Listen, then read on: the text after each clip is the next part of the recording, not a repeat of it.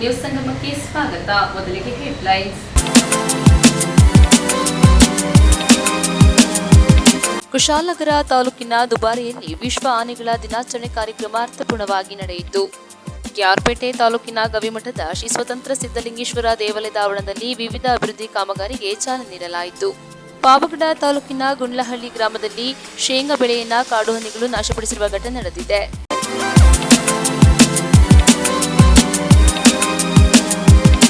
Kids world play home 2024-25ನೇ ಸಾಲಿನ ದಾಖಲಾತಿ ಆರಂಭವಾಗಿದೆ. 2 ವರ್ಷದಿಂದ 5 ವರ್ಷದೊಳಗಿನ ಮಕ್ಕಳನ್ನ ಇಲ್ಲಿ ಸೇರಿಸಬಹುದಾಗಿದ್ದು ಎಲ್ಲ ಸೌಲಭ್ಯಗಳನ್ನ ಒಳಗೊಂಡಿದೆ. ಸಮಯ ಬೆಳಗ್ಗೆ 9:30ರಿಂದ ಮಧ್ಯಾಹ್ನ 3:30ರವರೆಗೆ. ಹೆಚ್ಚಿನ ಮಾಹಿತಿಗಾಗಿ ಸಂಪರ್ಕಿಸಿ ಸೋಮೇಶ್ವರ ದೇವಾಲಯದ ರಸ್ತೆ 4ನೇ ಬ್ಲಾಕ್, ಬಸವೇಶ್ವರ ಟ್ರೇಡರ್ಸ್ ಎದುರು, ಕುಶಾಲನಗರ.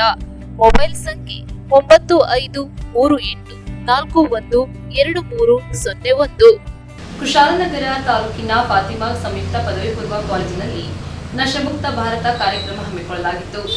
ಕುಶಾಲನಗರ ತಾಲೂಕಿನ ಫಾತಿಮಾ ಸಂಯುಕ್ತ ಪದವಿ ಪೂರ್ವ ಕಾಲೇಜಿನಲ್ಲಿ ನಶಮುಕ್ತ ಭಾರತ ಕಾರ್ಯಕ್ರಮವನ್ನು ಹಮ್ಮಿಕೊಂಡಿದ್ದರು. ವಿದ್ಯಾರ್ಥಿಗಳು ಕುಶಾಲನಗರ ಪಟ್ಟಣದ ಪ್ರಮುಖ ಬೀದಿಗಳಲ್ಲಿ ಜಾಗೃತಿ ಜಾಥಾ ನಡೆಸಿದರು. ಫೀಲ್ಡ್ ಮಾರ್ಷಲ್ ಕಾರ್ಯಪ್ಪ ವೃತ್ತದಲ್ಲಿ ಬೀದಿ ನಾಟಕ ಮಾಡುವ ಮೂಲಕ ಸಾರ್ವಜನಿಕರಿಗೆ ಅರಿವು ಮೂಡಿಸಿದರು. ಕಾರ್ಯಕ್ರಮದಲ್ಲಿ ಪ್ರಾಂಶುಪಾಲರಾದ ಡಾಕ್ಟರ್ ಸಿಸ್ಟರ್ ಜಸ್ವಿನಾ, ಉಪನ್ಯಾಸಕರಾದ ಸ್ಮಿತಾ ಮತ್ತು ಹಾಸ್ಯ ಉಪಸ್ಥಿತರಿದ್ದರು. ಇದೇ ಸಂದರ್ಭದಲ್ಲಿ ವಿದ್ಯಾರ್ಥಿಗಳಾದ ಅಯಾನ್, ತೇಜಸ್, ರೋಹನ್, ಸಾಹಿಲ್, ಇರ್ಫಾನ್, ನಾದಿಯಾ, ಸುಫಿಯಾ, ರೇವತಿ ಬೀದಿ ನಾಟಕವನ್ನ ಪ್ರದರ್ಶನ ಮಾಡಿದರು. ನ್ಯೂಸ್ ಸಂಗಮಕ್ಕಾಗಿ doctor H M Raghukoti, Kushalanagar. Kushalanagar ತಾಲೂಕಿನ ಕೂಡ್ಮಂಗ್ಳೂರು ಸರ್ಕಾರಿ ಪ್ರೌಢಶಾಲೆಯಲ್ಲಿ ಶ್ರೀ ಕ್ಷೇತ್ರ ಧರ್ಮಸ್ಥಳ ಗ್ರಾಮಾಭಿವೃದ್ಧಿ ಯೋಜನೆ ವತಿಯಿಂದ ಪರಿಸರ ಮಾಹಿತಿ ಕಾರ್ಯಾಗಾರ ಹಮ್ಮಿಕೊಳ್ಳಲಾಗಿತ್ತು. ಕೊಡಗು ಜಿಲ್ಲೆಯ ಕುಶಾಲನಗರ ತಾಲೂಕಿನ ಕೂಡ್ಮಂಗ್ಳೂರು ಸರ್ಕಾರಿ ಪ್ರೌಢಶಾಲೆಯಲ್ಲಿ ಸೋಮವಾರಪೇಟೆ ತಾಲೂಕು ಶ್ರೀ ಕ್ಷೇತ್ರ ಧರ್ಮಸ್ಥಳ ಗ್ರಾಮಾಭಿವೃದ್ಧಿ ಯೋಜನೆ ಮತ್ತು ಸಂಘದ ಕುಶಾಲನಗರ ವಲಯದ ವತಿಯಿಂದ JC Bose eco club, NSS ಘಟಕ, ಭಾರತ್ ಸ್ಕೌಟ್ಸ್ ಮತ್ತು ಗೈಡ್ಸ್ ಘಟಕ ಹಾಗೂ ರೆಡ್ ರಿಬನ್ ಕ್ಲಬ್ ಆಶ್ರಯದಲ್ಲಿ ಪರಿಸರ ಮಾಹಿತಿ ಕಾರ್ಯಕ್ರಮ ಹಮ್ಮಿಕೊಳ್ಳಲಾಗಿತ್ತು.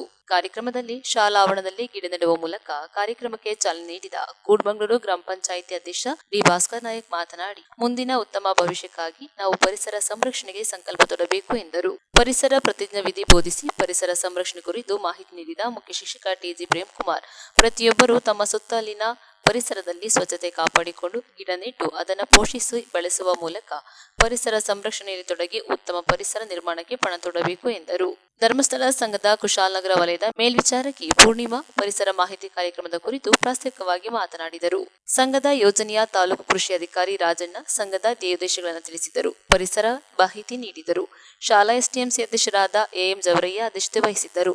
ಸಂಘದ ಒಕ್ಕೂಟದ ಅಧ್ಯಕ್ಷ ಗಿರೀಶ್, ಸಂಘದ ಕೂಡ್ಲೂರು ಸೇವಾ ಪ್ರತಿನಿಧಿ ನಿರ್ಮಲಾ, ವಿಜಯನಗರದ ಸೇವಾ ಪ್ರತಿನಿಧಿ ಸುನೀತಾ, ಎಸ್ಟಿಎಂಸಿ ಸದಸ್ಯೆ ಶ್ರುತಿ, ಶಾಲೆಯ ಶಿಕ್ಷಕರಾದ ಕೆ ಗೋಪಾಲಕೃಷ್ಣ, ದಯಾನಂದ ಪ್ರಕಾಶ್, ಬಿಡಿ ರಮ್ಯಾ, ಬಿಎನ್ ಸುಜಾತ, ಅನ್ಸಿಲಾ ರೇಖಾ, ಎಸ್ಎಂ ಗೀತಾ, ಶೌರ್ಯ ವಿಪತ್ತು ನಿರ್ವಹಣಾ ತಂಡದ ಸದಸ್ಯರು, ವಿದ್ಯಾರ್ಥಿಗಳು, ಸಂಘದ ಸದಸ್ಯರು, ಧರ್ಮಸ್ಥಳ ಸಂಘದ ಪದಾಧಿಕಾರಿಗಳು, ಸದಸ್ಯರು, ವಿದ್ಯಾರ್ಥಿಗಳು ಪಾಲ್ಗೊಂಡಿದ್ದರು. ವಿದ್ಯಾರ್ಥಿಗಳು ಹಾಗೂ ಸಂಘದ ಸ್ವಯಂ ಸೇವಕರು ಅರಣ್ಯ ಮತ್ತು ಪರಿಸರ ಸಂರಕ್ಷಣೆಗಾಗಿ ತಮ್ಮನ್ನು ತೊಡಗಿಸಿಕೊಳ್ಳುವುದಾಗಿ ಪ್ರತಿಜ್ಞಾ ವಿಧಿ ಸ್ವೀಕರಿಸಿದರು.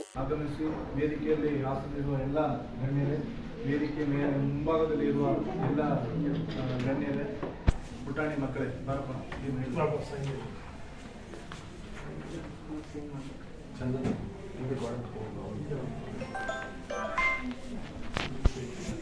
ಮಕ್ಕಳು ಇವರೆಲ್ಲ ನಟಿದ್ದಾರೆ. ನಟಿದ್ರೆ ನಟಿದಿಲ್ಲ ಅಂತ ಹೇಳಿ, ಇಲ್ಲ ಅಂತ ಇಲ್ಲ ಅಂತ ಹೇಳಿ ಅದ್ರಲ್ಲಿ ಏನಿಲ್ಲ. ಪಕ್ಕದಲ್ಲಿ ನೋಡಿ ಅಂತ ಏನಿಲ್ಲ. ವರ್ಷಕ್ಕೆ ಒಂದ್ಸರಿ ನಿಮ್ಮ ಹುಟ್ಟುಹಬ್ಬ ಬರ್ತದೆ. ನಾವು ಎಲ್ಲೋ ಒಂದು ಸ್ಕೂಲಲ್ಲಿ ಏನೋ ಒಂದು ಕಾರ್ಯಕ್ರಮ ಆದಾಗ ಮಾತ್ರ ನಾವು ಗಿಡ ನೆಡುವಂಥದ್ದಲ್ಲ. ಮನೆಯಲ್ಲಿ ಯಾವ್ದಾದ್ರು ಒಂದು ಫಂಕ್ಷನ್, ಒಳ್ಳೆ ಫಂಕ್ಷನ್ ಆದಾಗ ಇರ್ಬೋದು, ನಿಮ್ಮ ಹುಟ್ಟುಹಬ್ಬ ಆಗಿರ್ಬೋದು, ನಿಮ್ಮ ಮನೆಯಲ್ಲಿ ನಿಮ್ಮ ಅಣ್ಣ ತಂಗಿ ಅಕ್ಕ ತಂಗಿರು ಯಾರ್ದಾದ್ರು ಹುಟ್ಟುಹಬ್ಬ ಆಗಿರ್ಬೋದು, ಆವಾಗ ಗಿಡ ನಡಬೇಕು ಅಂತೇಳಿ ನಾನು ಕೇಳ್ಕೊತೀನಿ. ಗಿಡನ ಎಲ್ಲಿ ನಡಬೇಕು, ಎಲ್ಲೆಲ್ಲ ನಟ್ಟು ಬಿಡೋದಲ್ಲ. ಈಗ ಗಿಡ ನಡ್ತಾರೆ, ಎಲ್ಲಾರು ಒಂದು ಕಾರ್ಯಕ್ರಮ ಮಾಡ್ಬೇಕು ಅಂತ ಹೇಳಿ ಹೋಗಿ ಒಂದು ಗಿಡ ನೆಡುವಂಥದ್ದು ನಡೋದು ಈಸಿ. ಅದು ಹೆಂಗೋ ಮಾಡಿ ಕಾಡು ಗಿಡ ಆಗಿದ್ರೆ ಹೆಂಗೋ ಬೆಳೆದು ಬಂದು ಬಿಡ್ತದೆ. ಮತ್ತೆ ಅಲ್ಲಿ ಒಂದು ಕಟ್ಟಡ ನಿರ್ಮಾಣ ಮಾಡಬೇಕು, ಇಲ್ಲ ರಸ್ತೆ ಅಗಲ ಮಾಡಬೇಕು, ಏನಾದ್ರು ಒಂದು ಕಾರಣಕ್ಕಾಗಿ ಮತ್ತೆ ಆ ಗಿಡನ ಕಡಿಯುವಂತ ಒಂದು ಪರಿಸ್ಥಿತಿ ಎದುರಾಗ್ತದೆ. ಅದರಿಂದ ಗಿಡ ನಡುವಂತ ಸಂದರ್ಭದಲ್ಲಿ ಸಂಘದವ್ರಿಗೂ ಆಗಿರ್ಬೋದು, ಯಾರೇ ಆಗಿರ್ಬೋದು, ಒಂದು ಗಿಡ ನಡ್ತೀವಿ ಅಂತ ಹೇಳಿದ್ರೆ ಅಲ್ಲಿ ಮುಂದಾಲೋಚನೆ ಮಾಡ್ಬೇಕು. ಇಲ್ಲಿ ಏನಾದ್ರು ಆಗುತ್ತಾ, ಮುಂದೆ ಏನಾದ್ರು ಅಭಿವೃದ್ಧಿ ಕೆಲಸ ಆಗುತ್ತಾ ಅಂತ ನೋಡಿ ಗಿಡ ನಡುವಂತ ಕೆಲಸಗಳು ಆಗ್ಬೇಕು ಅಂತ ಹೇಳಿ ಕೇಳ್ಕೊತೀನಿ. ಮತ್ತೆ ಗಿಡ ಯಾಕೆ ನೆಡಬೇಕು, ಯಾಕೆ ಗೊತ್ತಿದ್ದೆ, ಸ್ಕೂಲಲ್ಲಿ ಎಲ್ಲರೂ ಹೇಳ್ಕೊಟ್ಟಿದ್ದೆ ಆಕ್ಸಿಜನ್ ಸಿಗ್ತದೆ, ಗಾಳಿ ಒಳ್ಳೆ ಗಾಳಿ ಸಿಗ್ತದೆ. ನೋಡಿ ಈಗ ಕೇರಳದಲ್ಲಿ ಅಲ್ಲಿ ಪರಿಸರ ಅಲ್ಲಿ ಮಾಲಿನ್ಯ ಆಗಿದ್ದಕ್ಕೆ ಇಷ್ಟು ದೊಡ್ಡ ಒಂದು ದುರಂತ ಸಂಭವಕ್ಕೆ ಕಾರಣ. ಅಲ್ಲಿ ಮರ ಗಿಡಗಳೆಲ್ಲ ಇದೆ, ಬಟ್ ಆದ್ರೆ ಅಲ್ಲಿ ಮರಗಳನ್ನ ಕಡಿದು ಹೋಮ್ ಸ್ಟೇಗಳನ್ನ ಮಾಡಿದ್ರು. ಇದ್ದಿದ್ದು ಮರಗಳನ್ನೆಲ್ಲ ಕಡಿದು ಸಾವಿರಾರು ಹೋಮ್ ಸ್ಟೇಗಳನ್ನ ಮಾಡಿದ್ರು. ಅದರಿಂದ ಗುಡ್ಡ ಕುಸಿದು ಇವತ್ತು ಇಷ್ಟು ದೊಡ್ಡ ಒಂದು ದುರಂತ ಆಗ್ಲಿಕ್ಕೆ ಕಾರಣ ಆಗಿದೆ. ನಾವು ಒಂದು ಮರ ಕಡಿತೀವಿ ಅಂತ ಹೇಳಿದ್ರೆ, ಒಂದು ಮರ ಕಡಿದ್ರೆ 10 ಗಿಡ ನೆಡಬೇಕು ಅಂತ ಒಂದು ನಮ್ಮ ಮನಸ್ಸು ಪರಿವರ್ತನೆ ಆಗ್ಬೇಕು. ಆಗ ಮಾತ್ರ ನಮ್ಮ ಪರಿಸರ ಉಳಿಯುತ್ತದೆ. ಮರ ಇದ್ರೆ ಮಾತ್ರ ಮಳೆ ಬಂದ್ರೆ ಮಾತ್ರ ಬೆಳೆ, ಎಲ್ಲಾನು ಕೂಡ ಮರದಿಂದಲೇ ಸಾಧ್ಯ. ಅದರಿಂದ ಮತ್ತೆ ಧರ್ಮಸ್ಥಳ ಸಂಘದವರು ಒಂದೊಂದು ಹೊಸ ಕಾರ್ಯಕ್ರಮಗಳನ್ನ ಮಾಡ್ತಾ ಇದ್ದಾರೆ. ಮರ ನೆಡುವಂಥದ್ದು ತುಂಬಾ ಉತ್ತಮ ಕೆಲಸಗಳನ್ನ ಮಾಡ್ತಾ ಇದ್ದಾರೆ. ಇನ್ನಷ್ಟು ಒಂದು ಉತ್ತಮ ಕೆಲಸಗಳನ್ನ ಸಂಘದವರು ಮಾಡ್ಲಿ ಅಂತ ಹೇಳಿ ಅವರಿಗೆ ಹೇಳ್ತಾ ಧನ್ಯವಾದಗಳು. ಎಲ್ಲರಿಗೂ ನಮಸ್ಕಾರ. ಈ ದಿನ ನಮ್ಮ ಸರ್ಕಾರಿ ಪ್ರೌಢಶಾಲೆ ಕೂರ್ಮಂಗ್ಳೂರು ಗುರುಗ್ರಾಮ ಜಿಲ್ಲೆ ಇಲ್ಲಿ ನಾವು ಇವತ್ತು ವಿಶೇಷವಾಗಿ ನಮ್ಮ ಇಡೀ ದೇಶದಲ್ಲೇ ಒಂದು ಮದ್ಯಪಾನ ಮುಕ್ತ ರಾಜ್ಯ ಮಾಡಲಿಕ್ಕೆ ಕಾರಣಕರ್ತ ಧರ್ಮಸ್ಥಳ ಗ್ರಾಮಾಭಿವೃದ್ಧಿ ಸಂಸ್ಥೆ ವತಿಯಿಂದ ಧರ್ಮಸ್ಥಳ ಗ್ರಾಮ ಯೋಜನೆ ಬಿ ಸೆಂಟರ್ ಸಮರ್ಪಣೆ ಅಲ್ಲಿನ ಧರ್ಮಾಧಿಕಾರಿಗಳಂತ ವೀರೇಂದ್ರ ಹೆಗ್ಡೆ ಅವರು ಇವತ್ತು ರಾಜ್ಯಸಭಾ ಮೆಂಬರ್ ಕೂಡ ಆಗಿದ್ದಾರೆ. ಅವರು ಹಮ್ಮಿಕೊಂಡಂಥ ಎಲ್ಲ ಕಾರ್ಯಗಳು ಕೂಡ ಬರೀ ರಾಜ್ಯಕ್ಕಲ್ಲ, ರಾಷ್ಟ್ರಕ್ಕೆ, ವಿಶ್ವಕ್ಕೆ ಮಾದರಿಯಾಗಿರ್ತಕ್ಕಂಥದ್ದು. ಮಹಿಳೆಯರಲ್ಲಿ ಮತ್ತು ಗ್ರಾಮೀಣ ಪ್ರದೇಶದಲ್ಲಿ ಇರ್ತಕ್ಕಂಥವರಲ್ಲಿ ಒಂದು ಸ್ವಾವಲಂಬಿ ಬದುಕಂಡುಕೊಂಡು ಅವರು ವ್ಯವಹಾರನ ಚೆನ್ನಾಗಿ ನೋಡಿಕೊಂಡು ಮಕ್ಕಳ ಶಿಕ್ಷಣ, ಅವರ ಕುಟುಂಬ ಚೆನ್ನಾಗಿ ಮಾಡಬೇಕು ಅನ್ನೋದಕ್ಕೋಸ್ಕರ ಒಂದು ದೊಡ್ಡ ಸಂಸ್ಥೆಯನ್ನು ಹುಟ್ಟಾಕಿ, ಜೊತೆಗೆ ಅವರು ಏನು ಹಲವಷ್ಟು ಯೋಜನೆಗಳ ಮೂಲಕ ಸೊಸೈಟಿಗಳು ಹಿಂಗೆ ಏನೇನೋ ಮಾಡಿಕೊಂಡು ಮಹಿಳೆಯರು ದುಡಿಯತಕ್ಕಂಥ ಹಣವನ್ನು ತಮ್ಮ ಕುಟುಂಬಕ್ಕೆ, ತಮ್ಮ ಮಕ್ಕಳ ವಿದ್ಯಾಭ್ಯಾಸ, ಅವರ ಭವಿಷ್ಯಕ್ಕಾಗಿ ಕೂಡಿರ್ತಕ್ಕಂಥ ಒಂದು ವ್ಯವಹಾರ ಸಂಸ್ಥೆಯನ್ನು, ಹಣಕಾಸು ಸಂಸ್ಥೆ ನಡೆಸಿಕೊಂಡು ಭಾಳ ಚೆನ್ನಾಗಿ ಇಡೀ ರಾಷ್ಟ್ರಕ್ಕೆ ಮಾದರಿಯಾಗಿರ್ತಕ್ಕಂಥದ್ದು. ಈ ಕೂರ್ಮಂಗ್ಳೂರು ಮತ್ತು ಕೂಡ್ಲೂರು ಎರಡೂ ಭಾಗದ ಈ ಸಂಘದ ಆಶ್ರಯದಲ್ಲಿ ನಮ್ಮ ಶಾಲೆಯಲ್ಲಿ ಈ ದಿನ ನಾವು ಇವತ್ತು ನಮ್ಮ ಶಾಲೆಯ ಇಕೋ ಕ್ಲಬ್ ಪರಿಸರ ಸಂಘ, NSS ರಾಷ್ಟ್ರೀಯ ಸೇವೆ ಯೋಜನೆ ಹಾಗೂ STMC, ಬಾರ್ ಸ್ಕೌಟ್ ಗೈಡ್ಸ್ ಎಲ್ಲ ಸಂಸ್ಥೆಯ ಆಶ್ರಯದಲ್ಲಿ ಇವತ್ತು ಕೂಡ್ಲೂರು ಗ್ರಾಮಸ್ಥರ ಸಮ್ಮುಖದಲ್ಲಿ ಇವತ್ತು ಪರಿಸರ ಜಾಗೃತಿ ಹಮ್ಮಿಕೊಂಡಿದ್ದೇವೆ. ಈಗಾಗಲೇ ನಮ್ಮ ಗ್ರಾಮ ಪಂಚಾಯತ್ ಅಧ್ಯಕ್ಷರಾದ ಭಾಸ್ಕರ್ ಅವರು ಗಿಡ ನೆಡುವುದಕ್ಕೆ ಚಾಲನೆ ನೀಡಲು ಕೂಡ ನೀಡಿರ್ತಾರೆ.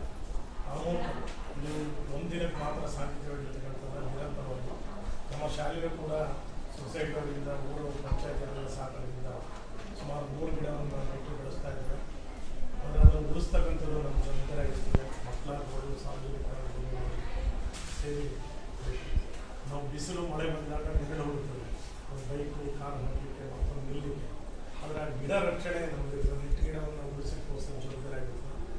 ಅದರಿಂದ ಉತ್ತಮ ಕಾರ್ಯಕ್ರಮ. ನಮ್ಮ ಏನು ಈ ಭಾಗದ ಮೇಲ್ವೇಶಕರಾದಂಥ ಶ್ರೀಮತಿ ಪೂಜಾರಿಯವರು ಕಳೆದ ಶಾಲೆಗೆ ಕಾರ್ಯಕ್ರಮ ಮಾಡಬೇಕು ಅವರ ರಜೆ ಬಂತು. ಅನಂತರ ಮುಂದೂರಿ ಇವತ್ತಾಗಿ ಊರುಗಳ ಸಭೆ ಸೇರಿ ಕಾರ್ಯಕ್ರಮ. ನ್ಯೂಸ್ ಸಂಗಮಕ್ಕಾಗಿ ಡಾಕ್ಟರ್ ಎಚ್ ರಘುಕೋಟಿ, ಕುಶಾಲನಗರ. ಪಾವಗಡ ತಾಲೂಕಿನ ನಾಗಲಮಡಿಕೆ ಗ್ರಾಮದಲ್ಲಿ ಉಚಿತ ಆರೋಗ್ಯ ಶಿಬಿರ ಮತ್ತು ನೇತ್ರ ಶಸ್ತ್ರಚಿಕಿತ್ಸಾ ಶಿಬಿರ ಹಮ್ಮಿಕೊಳ್ಳಲಾಗಿತ್ತು. ಪಾವಗಡ ತಾಲೂಕಿನ ನಾಗಲಮಡಿಕೆ ಗ್ರಾಮದಲ್ಲಿ ಉಚಿತ ಆರೋಗ್ಯ ಶಿಬಿರ ಹಮ್ಮಿಕೊಳ್ಳಲಾಗಿದ್ದು, ಈ ಕುರಿತು ಒಂದು ವರದಿ ಇಲ್ಲಿದೆ ನೋಡಿ.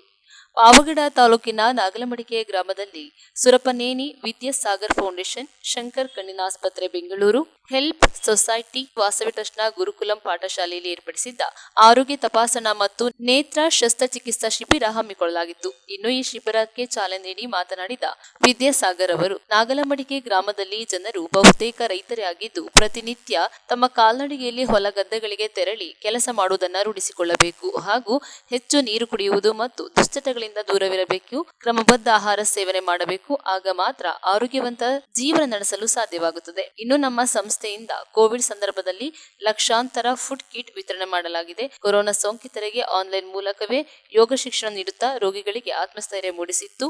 ಅದರಂತೆ ಇಲ್ಲಿನ ಮಹಿಳೆಯರು, ವೃದ್ಧರು ಮತ್ತು ಮಕ್ಕಳ ಅನುಕೂಲಕ್ಕಾಗಿ ಆರೋಗ್ಯ ಶಿಬಿರ ಮತ್ತು ಕಣ್ಣಿನ ಶಸ್ತ್ರಚಿಕಿತ್ಸೆ ಶಿಬಿರ ನಡೆಸಲಾಗುತ್ತಿದೆ ಎಂದರು.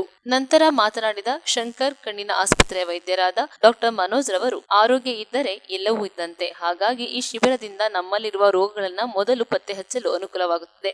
ಇಂತಹ ಶಿಬಿರಗಳನ್ನ ಸದುಪಯೋಗಪಡಿಸಿಕೊಳ್ಳಬೇಕು. ಏಕೆಂದರೆ ಗ್ರಾಮೀಣ ಭಾಗದಲ್ಲಿನ ರೈತರಿಗೆ, ಮಹಿಳೆಯರಿಗೆ ದೂರದ ಪ್ರದೇಶಕ್ಕೆ ಹೋಗಿ ಚಿಕಿತ್ಸೆ ಪಡೆಯಲು ಕಷ್ಟ ಆಗಬಹುದು.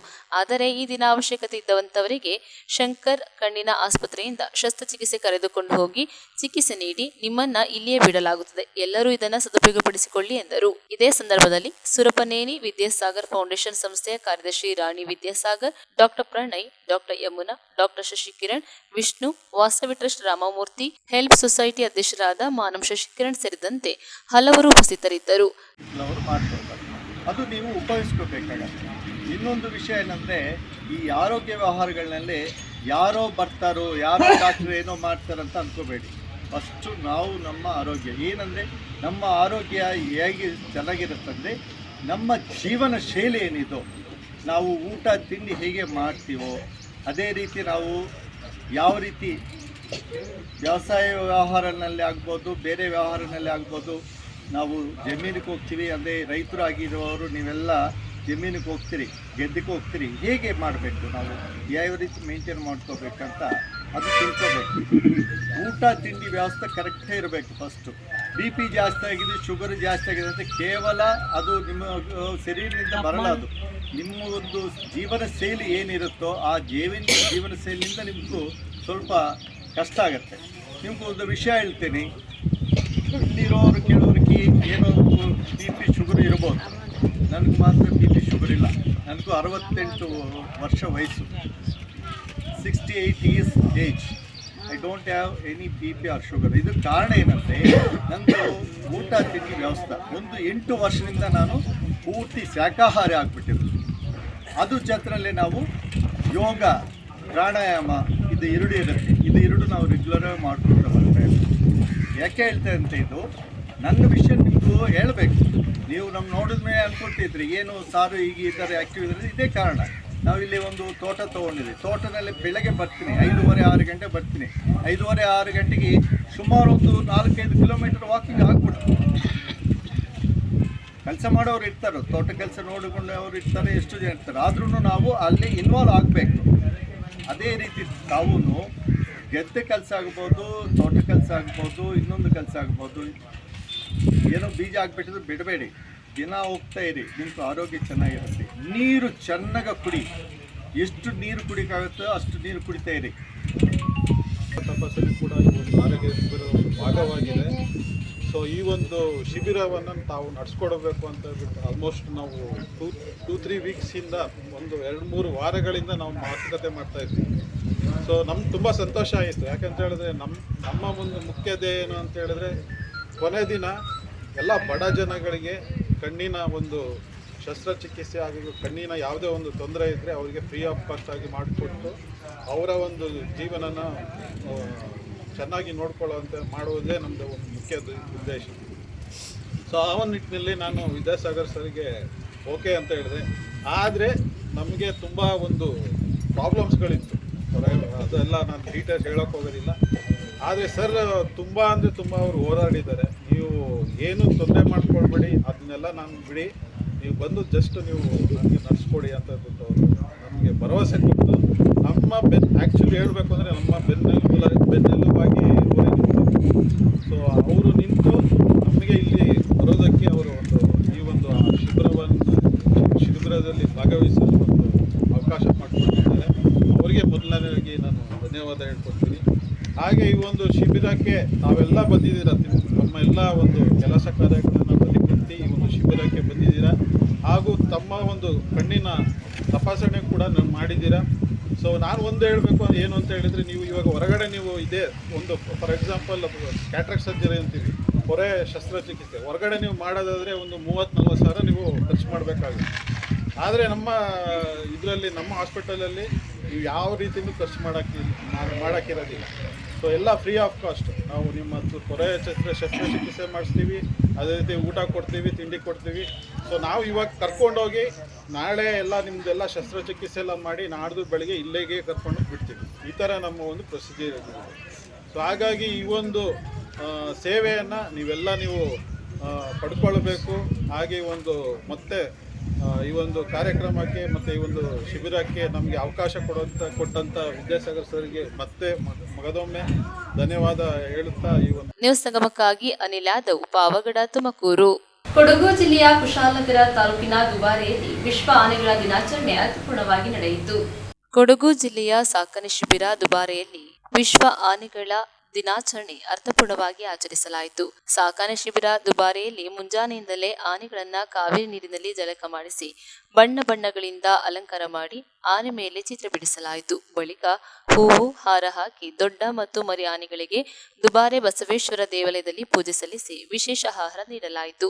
ಇದೇ ಸಂದರ್ಭದಲ್ಲಿ ಉಪ ವಲಯ ಅರಣ್ಯಾಧಿಕಾರಿ ಉಮಾಶಂಕರ್ ಸೇರಿದಂತೆ ಇಲಾಖೆ ಸಿಬ್ಬಂದಿಗಳು ಹಾಗೂ ಮಾವುತ ಕಾವಾಡಿಗರು ಹಾಜರಿದ್ದರು. ನ್ಯೂಸ್ ಸಂಗಮಕ್ಕಾಗಿ ವಂಶಿಹನಿ, ಕುಶಾಲನಗರ. ಕ್ಯಾರ್ಪೇಟೆ ತಾಲೂಕಿನ ಗವಿಮಠದ ಶ್ರೀ ಸ್ವತಂತ್ರ ಸಿದ್ಧಲಿಂಗೇಶ್ವರ ದೇವಾಲಯದ ಆವರಣದಲ್ಲಿ ವಿವಿಧ ಅಭಿವೃದ್ಧಿ ಕಾಮಗಾರಿಗಳಿಗೆ ಶಾಸಕರಾದ ಎಚ್.ಡಿ. ಮಂಜು ಭೂಮಿ ಪೂಜೆ ನೆರವೇರಿಸಿದರು.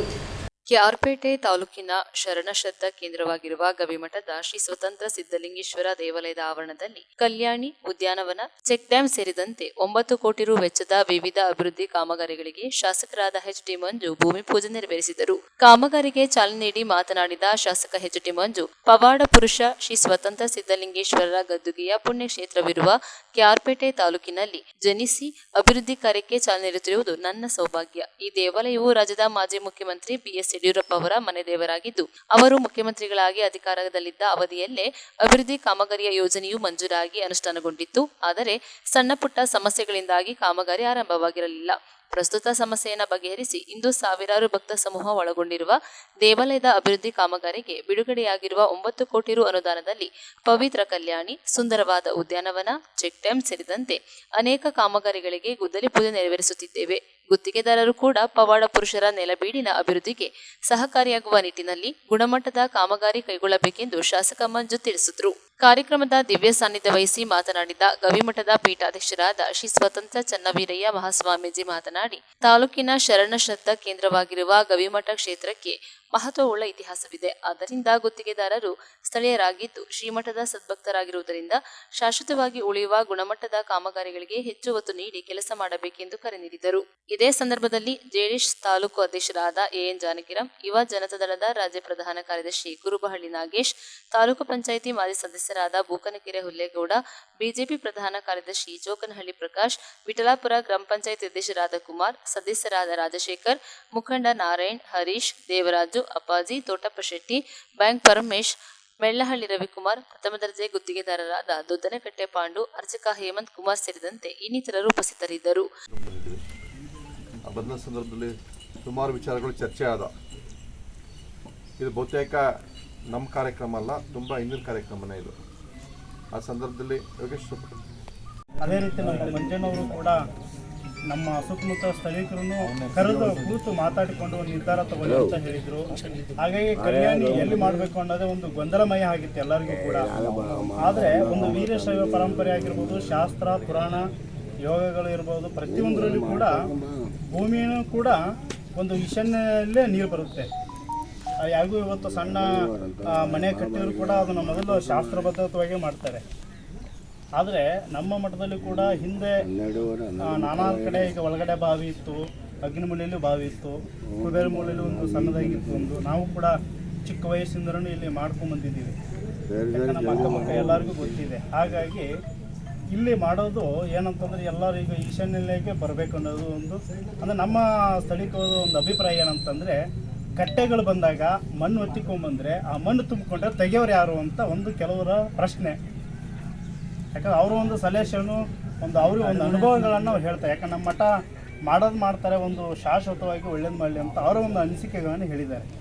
ಹಾಗಾಗಿ ಅದಕ್ಕೆ ಯಾವುದೇ ರೀತಿ ಎಷ್ಟೇ ನೀರು ಬಂದರೂ ಕೂಡ ಅದಕ್ಕೆ ಹಾನಿ ಆಗಬಾರ್ದು. ಆ ರೀತಿಯಾಗಿ ಒಂದು ಅಚ್ಚುಕಟ್ಟಾಗಿ MLA ಅವರಾಗಿರ್ಬೋದು, ಜವಾಬ್ದಾರಿ ಯಾರು ತೊಗೊಂಡು ಇಂಜಿನಿಯರ್ ಆಗಿರ್ಬೋದು, ಒಂದು ಹಾನಿ ಆಗದ ರೀತಿಯಲ್ಲಿ ಸುರಕ್ಷಿತವಾಗಿ ನಮ್ಮ ಭಕ್ತರ ಹಿತವನ್ನು ನೀವು ಗೆಲ್ಲಬೇಕು, ಅದನ್ನು ಮಾಡಬೇಕು ಸುರಕ್ಷಿತವಾಗಿ. ಯಾವುದೇ ರೀತಿ ಗೊಂದಲಮಯಗಳನ್ನು ಯಾರೂ ಕೂಡ ಮಾಡಲ್ಲ. ಯಾಕಂದರೆ ಒಬ್ಬರು ಸ್ವಾಮಿಗಳು ನಮಗೆ ಅವ್ರಿಗೆ ನೀವು ಬಿಟ್ಬಿಟ್ಟಿವಪ್ಪ ಅಂತ ಎಲ್ಲರೂ ಕೂಡ ಒಗ್ಗಟ್ಟನ್ನು ನಮಗೆ ಬಿಟ್ಟಿದ್ದಾರೆ. ಆ ಸ್ವತಂತ್ರ ಸಿದ್ಧಲಿಂಗೇಶ್ವರನ ನಮಸ್ಕರಿಸಿ ಇಷ್ಟನ್ನು ನಾವು ಹೇಳ್ತಾ ಇದ್ದೀವಿ. ಹಾಗಾಗಿ ಈಶಾನ್ಯ ಮೂಲೆಯಲ್ಲಿ ಆಗಲಿ, ಯಾರು ಕೂಡ ಗೊಂದಲ ಮಾಡ್ಕೊಳ್ಳೋದು ಬೇಡ. ಹಾಗಾಗಿ ಎಲ್ಲರೂ ಕೂಡ ಇದಕ್ಕೆ ಶಾಂತತೆ, ಎಲ್ಲರೂ ಕೂಡ ಒಮ್ಮತ ಕೊಟ್ಟು ಸ್ವಚ್ಛತೆಯಾಗಿ ನೀಟಾಗಿ ಮಾಡುವಂತಾಗಿ ಗೊಂದಲಮಯ ಮಾಡದಂಗೆ ಕೂತ್ಕೊಂಡು ನೀಟಾಗಿ ಮಾಡಿಸ್ಕೋಬೇಕು ಎಲ್ಲರೂ ಕೂಡ. ನೀವು ಕೂಡ ಪಾಂಡಣ್ಣವರು ನೀವು ಕೂಡ ಇಲ್ಲೇ ಇರ್ತೀರಿ, ನಿಮಗೆ ಓಡಾಡ್ಕೊಂಡು ನಿಮಗೆ ಸ್ವಲ್ಪ ಹೆಚ್ಚಿನ ರೀತಿ ಜವಾಬ್ದಾರಿ ಕೊಟ್ಟಿದ್ದಾರೆ. ಇದು ಸ್ಥಳೀಯವಾಗಿರ್ತಕ್ಕಂಥವ್ರು ನೀವು. ಇದು ಸ್ವತಂತ್ರ ಸಿದ್ಧಲಿಂಗೇಶ್ವರ ಮಹಿಮೆಯನ್ನು ತಾವು ಎಲ್ಲರಿಗೂ ಗೊತ್ತಿದೆ. ಇಂಥ ಮಹಾತ್ಮರ ಜಾಗದಲ್ಲಿ ಯಾವ ರೀತಿ ಮಾಡಬೇಕು, ಇಲ್ಲಿ ಹಿಂದೆ ನಿಮಗೆ ಗೊತ್ತಿದೆ, ಇಲ್ಲಿ ಏನೇನೋ ಮಾಡಿದ್ರೆ ಏನೇನೋ ಆಗ್ಬಿಟ್ಟಿದ್ರೆ ಅಂತ ಎಲ್ಲ ಇತಿಹಾಸ ಕೇಳಿದ್ದೀರಿ. ಹಾಗಾಗಿ ಯಾವುದೇ ರೀತಿ ಇದಾಗದಂಗೆ ಭಾಳ ಬುದ್ಧಿವಂತಿಕೆಯಿಂದ ಒಂದು ಚೆನ್ನಾಗಿ ಮಾಡಿ ಪಾರ್ಕ್ ಟೈಪು ಎತ್ತರನೂ ಬರಬೇಕು, ಎತ್ತರ ಬಂದು ಮತ್ತೆ ಮೇಲ್ಗಡೆ ಒಂದು ಇದನ್ನು ಮಾಡಿ ಏನು ಮಾಡಬೇಕು ಎಲ್ಲ ಮಾಡಿ ಎಲ್ಲರಿಗೂ ಕೂಡ ಶುಭ ಉಂಟಾಗಲಿ. ನಮ್ಮ MLA ಅವರು ಮಾತಾಡ್ತಾ 2 ಮಾತು. ನ್ಯೂಸ್ ಸಂಗಮಕ್ಕಾಗಿ doctor KR Neelakantha, KR Pete. Pavagada ತಾಲೂಕಿನ ಗುಂಡ್ಲಹಳ್ಳಿ ಗ್ರಾಮದಲ್ಲಿ ಶೇಂಗಾ ಬೆಳೆಯನ್ನ ಕಾಡುಹಂದಿಗಳು ಹಾಳು ಮಾಡಿರುವ ಘಟನೆ ನಡೆದಿದೆ. ಪಾವಗಡ ತಾಲೂಕಿನ ಗುಂಡ್ಲಹಳ್ಳಿ ಗ್ರಾಮದ ಹೊರವಲಯದ ಬಳಿ ಕಾಡುಹಂದಿಗಳು 2 ಎಕರೆ ಪ್ರದೇಶದ ಶೇಂಗಾ ಬೆಳೆಯನ್ನ ತಡರಾತ್ರಿ ಹಾಳು ಮಾಡಿದೆ ಎಂದು ರಾಜ್ಯ ರೈತ ಸಂಘ ಹಸಿರು ಸೇನೆ ಜಿಲ್ಲಾಧ್ಯಕ್ಷ ಪೂಜಾರಪ್ಪ ಆರೋಪಿಸಿದ್ದಾರೆ. ಇನ್ನು ಸುಮಾರು 5 ಎಕರೆ ಪ್ರದೇಶದಲ್ಲಿ ಶೇಂಗಾ ಬೆಳೆಯಲಾಗಿದೆ. ಆದರೆ ಕಾಡುಹಂದಿಗಳ ಹಿಂಡು ಜಮೀನಿಗೆ ಬಂದು ಶೇಂಗಾ ಬೆಳೆಯನ್ನ ಕಿತ್ತು ಹಾಳು ಮಾಡುತ್ತಿವೆ. ಇದರಿಂದ ಲಕ್ಷಾಂತರ ರು ನಷ್ಟವಾಗಿದೆ. ಇನ್ನು ಈ ಬಗ್ಗೆ ಕೃಷಿ ಮತ್ತು ತೋಟಗಾರಿಕೆ ಅಧಿಕಾರಿಗಳಿಗೆ ತಿಳಿಸಿದರೆ ಇದು ನಮ್ಮ ವ್ಯಾಪ್ತಿಗೆ ಬರುವುದಿಲ್ಲ ಎನ್ನುತ್ತಿದ್ದಾರೆ.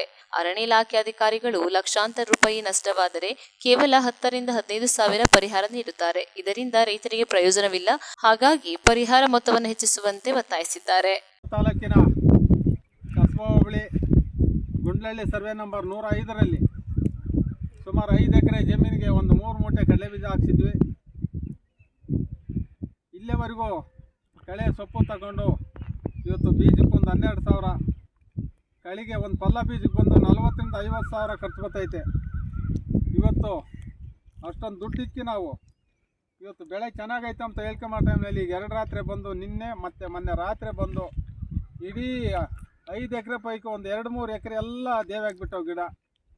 ಅದಕ್ಕೆ ಬೆಳಗ್ಗೆ RIಗಳಿಗೆ ಫೋನ್ ಮಾಡಿದೆ, ಹಿಂಗೆ ರೆವಿನ್ಯೂ ಅವ್ರಿಗೆ ಫೋನ್ ಮಾಡಿದೆ, ಈ ಕೃಷಿ ಇಲಾಖೆಯವ್ರಿಗೆ ಫೋನ್ ಮಾಡಿದೆ.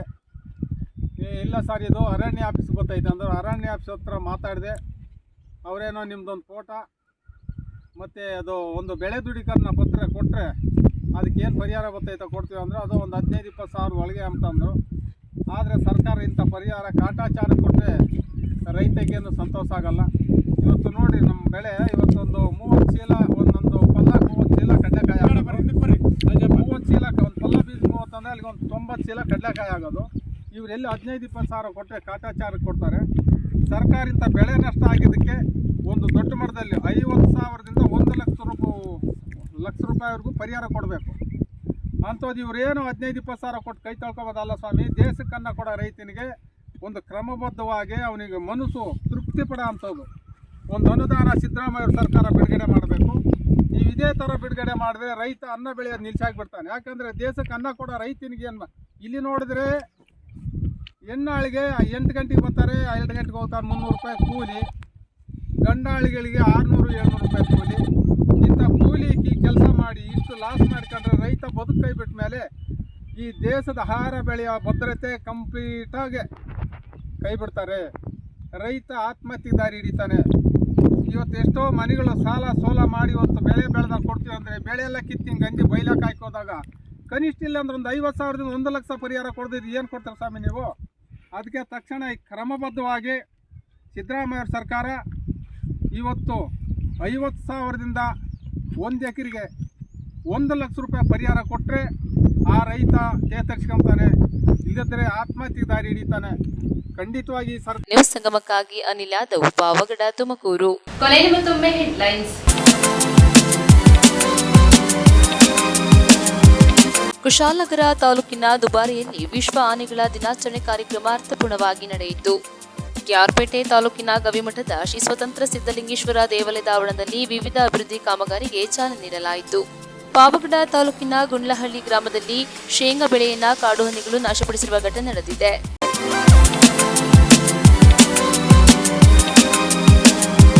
ಇಲ್ಲಿಗೆ ನ್ಯೂಸ್ ಸಂಗಮ ಮುಕ್ತಾಯವಾಯಿತು. ಸುದ್ದಿ, ಮಾಹಿತಿ, ಮನರಂಜನೆಗಾಗಿ ನೋಡ್ತಾ ಇರಿ ಸಂಗಮ ಟಿವಿ. ವಂದನೆಗಳೊಂದಿಗೆ ಸುಪ್ರೀತಾ LN.